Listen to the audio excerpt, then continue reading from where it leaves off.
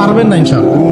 রিজিক আছে, খাবো ইনশাআল্লাহ, কিন্তু হয়তো বা অভাব হবে, টাকা পয়সা একটু কম হতে পারে, অন্যের 10 তলা ফ্ল্যাট হবে, আমার হবে না, ঠিক আছে, অন্যের এত বিঘা বিঘা জমি আমার হয়তো হবে না, কিন্তু ইনশাআল্লাহ তাআলা এই যে দুনিয়ার মুসাফিরের জীবনটা, এটা মুসাফিরের জীবন না, মুসাফিরের জীবনটা কেটেই যাবে ইনশাআল্লাহ।